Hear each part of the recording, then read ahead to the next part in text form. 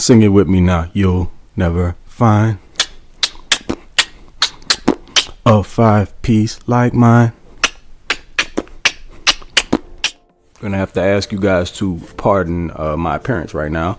We are experiencing a bit of an ice storm here in Central Texas, and if you know like I know, we ain't built for that down here. So I had to cancel my barber appointment on yesterday, and so I look a little rough, but ain't gonna stop me from coming to you guys with a few opinions about what I believe this team can afford to overlook or neglect in the off season. So let's get right into that. Uno, I don't give a damn what you believe in. I'm gonna assume it's safe to say that we've all seen that Tom Telesco postseason presser by now. You know, the one where he doesn't want to delve too deeply into 22, but also doesn't really want us to talk about anything that happened prior to 21, as if that 8-year span of mediocrity on his part doesn't exist. And he only wanted to touch on certain things within the 21 season, which is pretty much par for course when it comes to Telesco. It's not exactly the most loose-lipped of GMs. But listen, my 8-year-old doesn't believe in Brussels sprouts. That in no way means that they won't ultimately be on his plate within the next 1 to 2 days.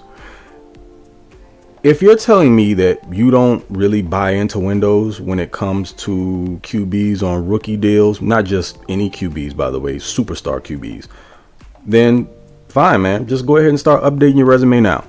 But then again, his bosses are the Spanine, so maybe he really does have that type of job security. I mean, it's only been 3 coaching regimes now. Well, he's on the 3rd one, so dude might be Teflon. Number 2, ain't no substitute. Yo, I'm gonna go ahead and toot my own horn here for a second. I was never the biggest kid on any of my football teams up until around the time I was 11 or 12. And then I sprouted up and all hell broke loose after that point. But prior to that, my claim to fame was the fact that I was almost always the fastest kid on the field at any given time, which kind of lends me to my point that I want to make here about the Chargers. We all know what they're lacking on the offensive side of the ball, in particular on the offense, because that can be improved on defense as well. But it's game-breaking speed. I ain't talking about that Jalen Guyton straight line crap either. I mean a guy who can take a hitch or a screen, make 1 or 2 people miss, and house it from 70 out. We don't have that. And it's going to continue to be a problem running this horizontal offense and not being able to stretch people vertically consistently and minimizing the effects of Justin Herbert and the talent that he has with that arm. It could really open things up for him. And you think the offense was good this year? Get somebody who can really move out there. You'll see a difference. Number 3, it's time to purchase an island. Yo, y'all know I like Mike Davis. But what you also know about me is that I'm brutally honest and fair. And this is where those things collide. Vato is a CB2. The guy is still plagued by some of the things that affected him earlier in his career, and they still seem to rear their ugly heads far too often now.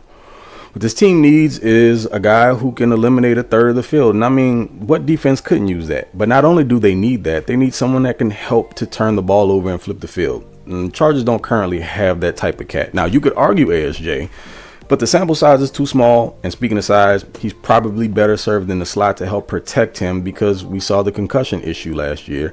And in this defense, your outside corners need to be good in run support. So they've got to do something about that. Number 4, Tai ain't it. Mr. Long, would you please come to the front? The congregation would like a word. It's time for that to be over, man.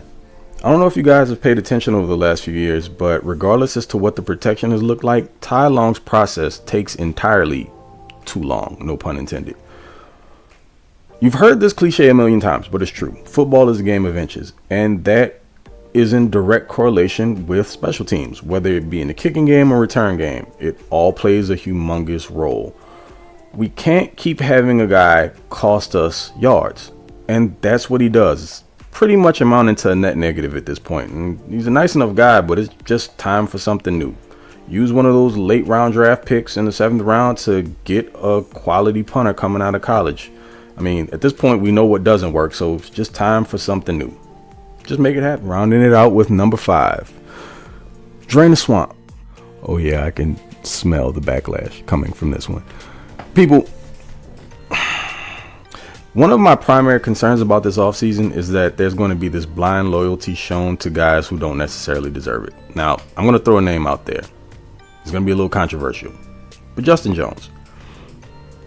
No denying that the defensive line played better when he was on the field, but how much credit do you get for being the smartest kid in the dumbest class?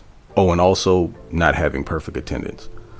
You don't overpay for someone like that.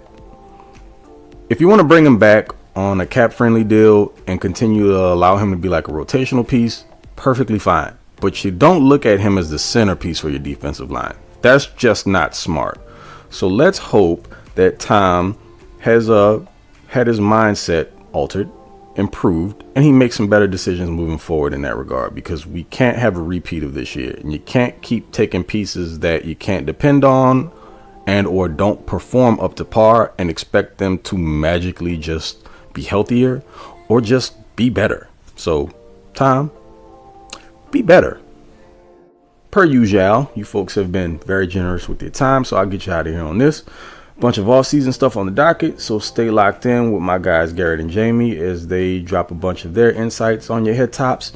And if you want to check your boy out, feel free to do so on Twitter, TOP_FLYT3, and also on YouTube at the Flight Deck. Charge it to the game. So until next go round, when I'm back with 5 of them things, take it easy and see you then. Go on.